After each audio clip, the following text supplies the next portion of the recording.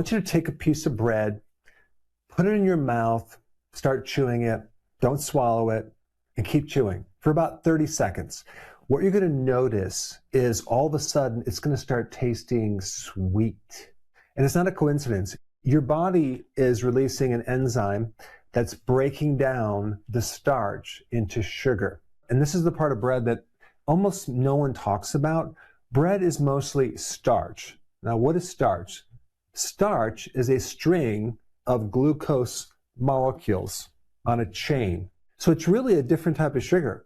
And all you have to do is break down this chain, and it's going to turn into sugar very fast. Even though on the label, it'll say 0 grams of sugar. So it's hidden sugar. And also, wheat is in almost everything people eat. It's in the morning toast, it's in the lunch wraps, it's in the pasta dinner, it's in the crackers people snack on, it's in the cereals that the kids are eating. It's on that pizza that you had on Friday. The so-called healthy granola bars have wheat in them. An average American consumes wheat nearly every single day. One of the biggest problems with bread is the blood sugar spike. If we take a look on the glycemic index for bread, it's 75. Then the question is, what is the glycemic index of sugar? 75. It's virtually the same.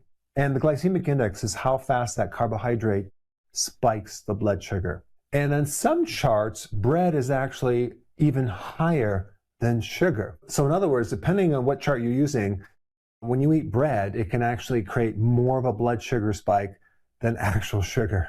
Yet everyone else is focused on this gluten thing right here. That's the biggest focus. And so then that brings up gluten-free products, right? I see this all the time. Like, that's going to be a lot healthier. Well, what are they replacing the wheat with? Potato starch, which is just as bad as wheat starch, rice flour, tapioca starch, corn starch. All of these are industrial starches, these right here. Okay, it's going to create the same effect, but without the gluten. Let me just talk about gluten for a minute, because gluten is the protein in wheat, and humans have a hard time digesting it. A very small percentage of the population has a problem with gluten, but for some people it can be very devastating, but it's a small percentage. It's not the majority.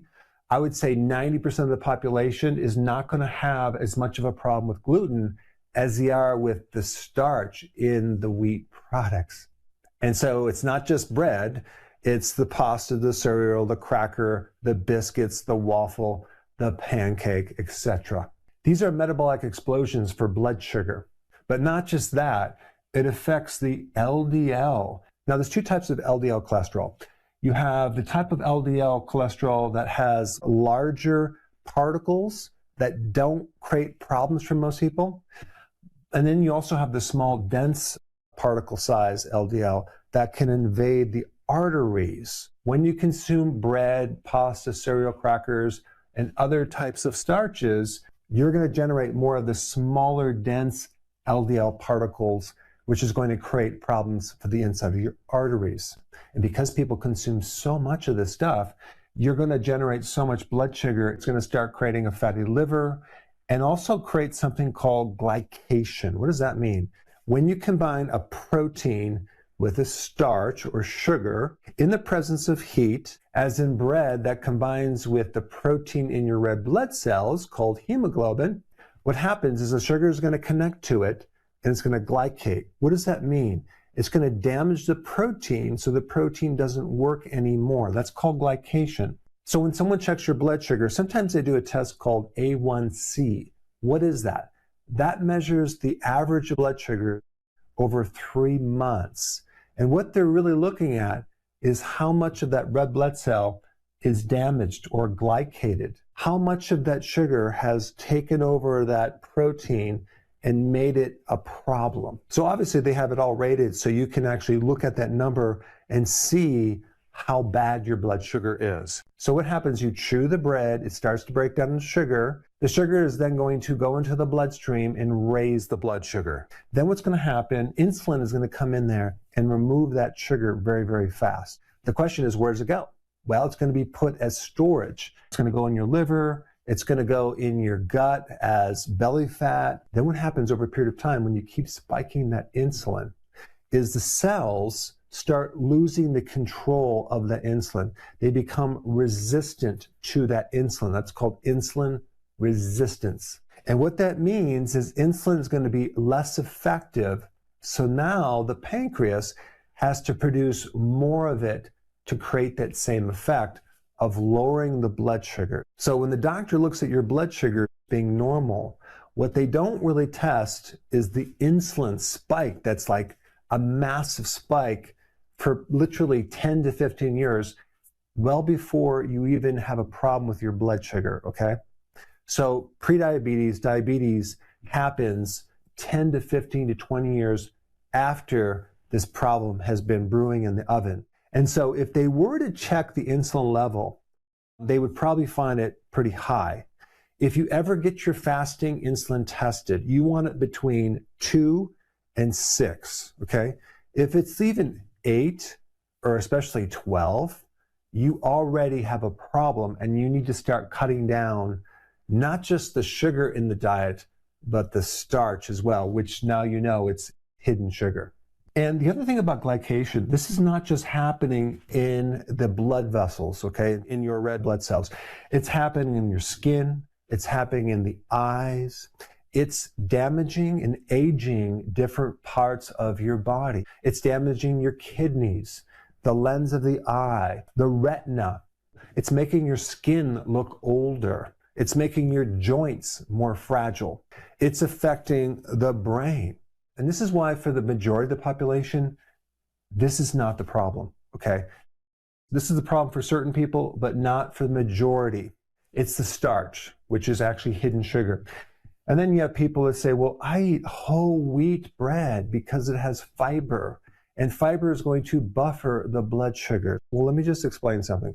The difference between a blood sugar spike of whole wheat versus refined wheat is so minimal. This whole idea of whole wheat is healthier is a myth.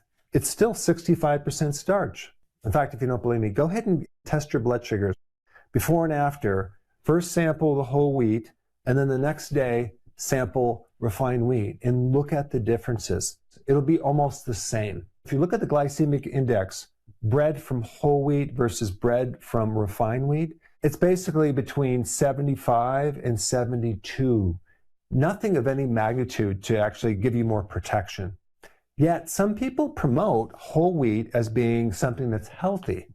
Now, I do want to pause to talk about those people that do have a severe allergy to gluten, or even the propensity to get celiac, which is 1% of the population.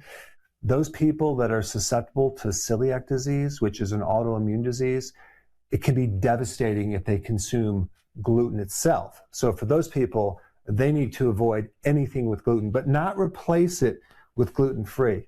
That's not a good solution. And then you have other people that don't tolerate gluten. So for those people, they need to avoid gluten.